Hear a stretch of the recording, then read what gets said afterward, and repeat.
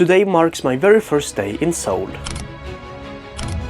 A city with nearly 10 million people where the future and past collides. Here ancient palaces and temples stand beneath towering skyscrapers, and centuries-old tradition live on beside cutting-edge innovations. I'm stepping into a city that never stops moving, and a world like no other. So anyways, join me on this journey and join me from the first ever day in Seoul, South Korea. Alright guys, so I'm at my hotel and I'm pretty much ready to go out. So you know what, let's head on a bus or something and figure out how to get to Gyeongbokgung Palace or the square that's right before it. So we can then finally explore some beautiful Korean traditional history. So anyways, let's get out there and let's check this out.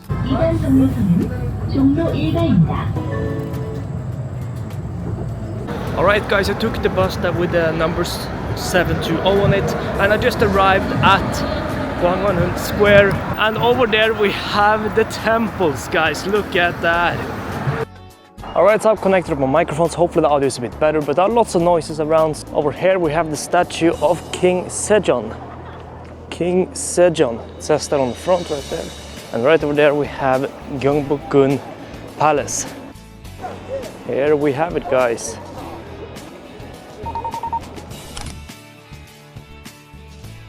Not sure you can see it well on the camera, but look at all that detail. And you can just enter here, I believe, so let's enter. Alright guys, I just got myself a ticket for entering. It cost about 3,000 won, which I guess it's almost 2 USD. And again, if you look at it, so much details. I mean, look at all that.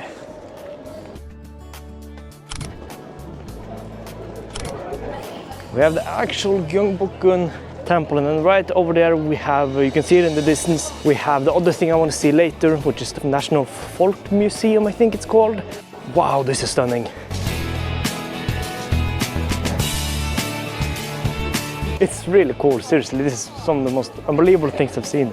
It's also cool history, like I mentioned, built in the 1900s or 1300s, so it's quite a rich old temple, and it's been burnt down quite a few times apparently, so and rebuilt, but it's so awesome. This upstairs here, which would be pretty cool, and with Seoul temple.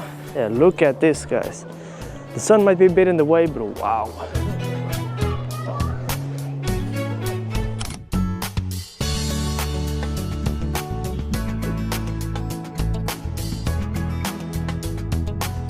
Alright, so there's yet another way out to the same side. We're gonna check that out more later, but there's another way forward to another temple on the other side right there. So I think I want to check that out briefly before I continue exploring the rest, because this area is huge. I can probably walk around there for hours. So yeah, let's explore another part that's right behind the main Gyeongbokgung temple firstly.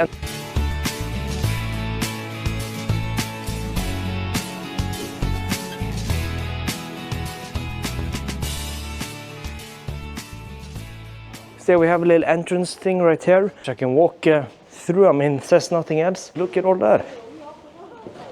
So I walk into this area and it's connected to yet another part of this temple. It's not the temple out there. Yeah, there's even more stuff outside here.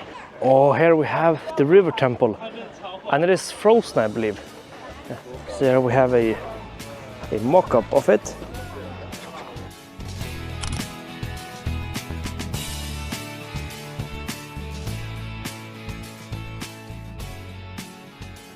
Also, one thing I noticed about the Korean winter is that it is cold, but it's warm. Like, I'm sweating a bit, but yet I'm cold, so I'm debating taking off my jacket. But again, it's cold, so I don't know, but it is cool. Also, yeah, I noticed a lot of people say that it's very warm inside. People keep the heat on a lot, and I thought they were, you know, exaggerating, but they're not. It's so warm inside, so bring a jacket that you can easily take off.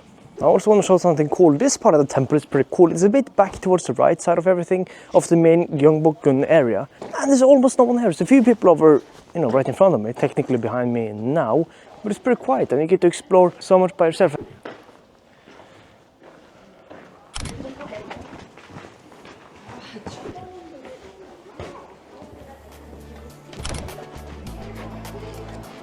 Again, so much details. It's like flowers drawn onto the logs going outwards. And then here we get back to the water temple.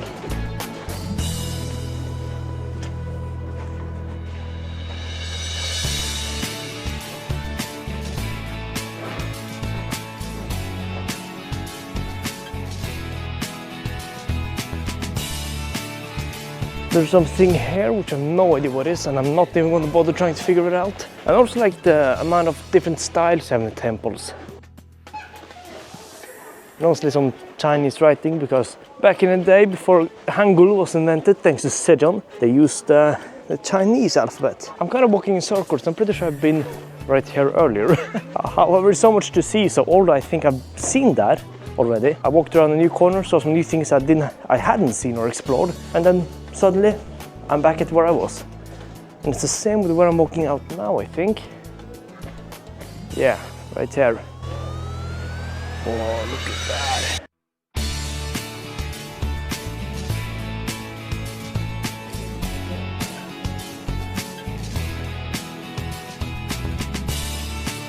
Alright, so I forgot to show one thing earlier, and that is the northern part of this Gyeongbokgung Palace Park thing. And here we have another frozen lake with this little thing in the middle, and wow, it looks beautiful. There's some other things around there, so I might explore this area a bit.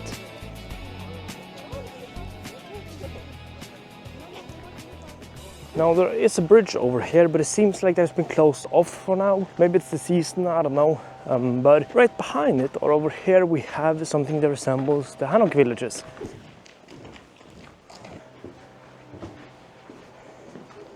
Alright guys, we are done at the Gyeongbokgung Palace, and what I'm going to do now is exit this, because I can exit however you can't enter again. But I'm going to exit that, and now we're going to check out the National Folk Museum of Korea.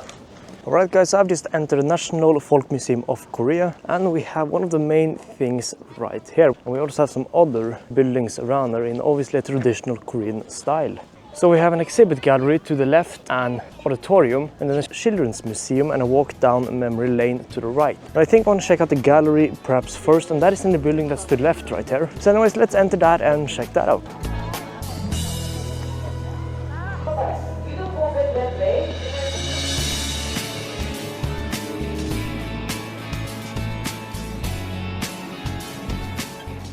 Right, so many more. The exhibit. People generally aren't speaking loud, so I gotta be quite quiet. I don't want to be the foreigner who stands out being rude. But there are some cool houses kind of showing how the houses used to be, which I think is pretty cool and lots of information.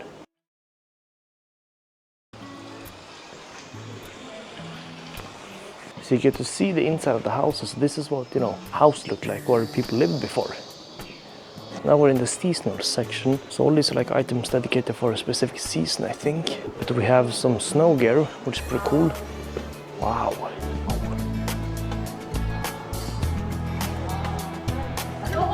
The place is pretty cool. I didn't end up getting too much footage, but I would definitely recommend you check this out if you come here. There's a lot of history inside of here. You could walk around it for a while, but yeah, so it's a pretty cool area. Lots of history, lots of things that seem pretty old that have been discovered and I guess put in here. Maybe it's replicas and stuff, who knows, but it's a pretty cool area.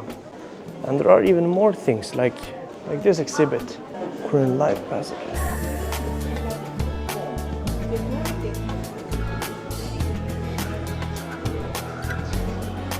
Okay, so I've just finished exploring a bit of the inside. It was pretty cool, lots of history and information, so I'll definitely recommend you check that out. And now we're back outside.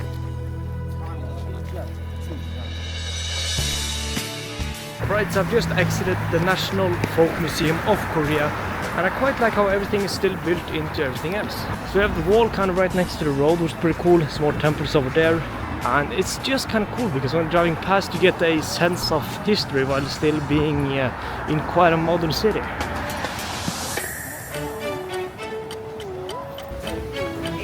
Alright, so on my way home or back to the hotel for a quick break and to charge up my cameras and stuff, I ended up buying this, which is odeng or something, fish cake. It tastes like fish. It's quite an interesting thing and it's quite good. Alright guys, I just went back to my hotel to quickly charge on my cameras, have a quick break. So anyways, now it's time to head up to Bukchon, Hanok village. And I believe a bus not too far from where I'm staying takes me all the way up there, which is very convenient. So anyways, let's get on the bus, get up to Bukchon, Hanok village, explore a bit, hopefully eat some good food there. So anyways, let's get into a bus, head up to Bukchon and or Bukchon, Hanok village. Alright guys, I just got off the bus at Bukchon, Hanok village. And I found this street going up here, so perhaps we'll check out this.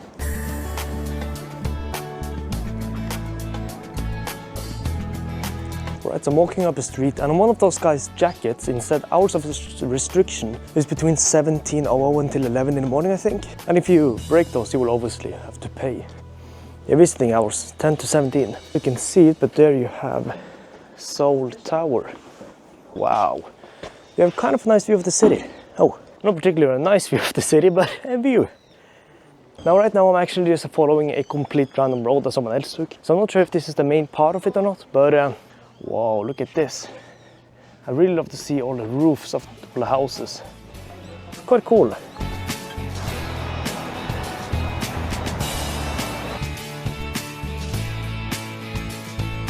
Alright guys, after quite a bit of walking and a little bit of googling, I managed to figure out where, you know, the main part of the village is. And it is right here. So we have the Seoul Tower over there. However, there's a lot of people straight forward to the left, so I want to check out what that is about. I assume that is one of the main picture or viewpoints.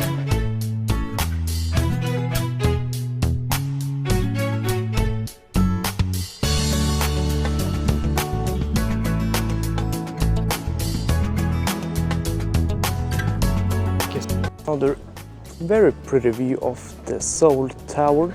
Alright, so there are lots of beautiful buildings around and still a lot I want to see. However, we are getting close to the closing time of this, or the quiet hours, unless we want to be fined 100,000 won, which I definitely don't want to. So I guess we're just gonna walk out this way and get out of here, maybe explore some other stuff as we still have a bit of daylight, and yeah.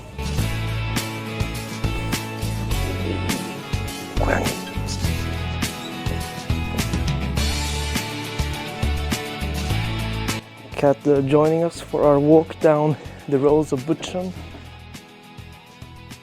Alright, so I'm done at the Bukchon Hanok village. I've explored quite a bit and it's very cool. So I would still like to try a restaurant in this area. So maybe we'll find something like that, or a Hanok style restaurant. But yeah, we shall see. But if not, then it was still a pretty cool experience. Okay, so this went into a chicken soup restaurant.